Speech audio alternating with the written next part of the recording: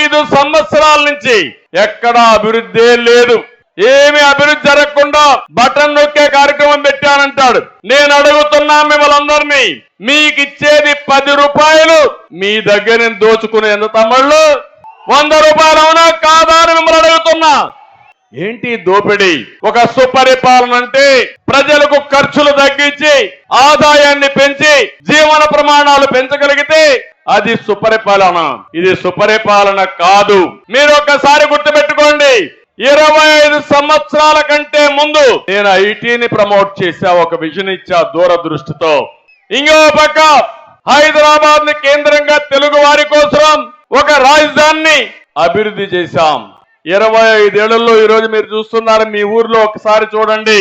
మీ ఊర్లో నేను చెప్పినప్పుడు బాగా చదువుకున్న వ్యక్తి హైదరాబాద్కి వెళ్ళాడు, బెంగళూరుకి వెళ్ళాడు, అమెరికాకి వెళ్ళాడు, లండన్కి వెళ్ళాడు. అక్కడ ఉండే వాళ్ళకంటే ఎక్కువ ఆదాయం సంపాదిస్తున్నారు. అది తెలుగుదేశం పార్టీ చూపించిన దారి.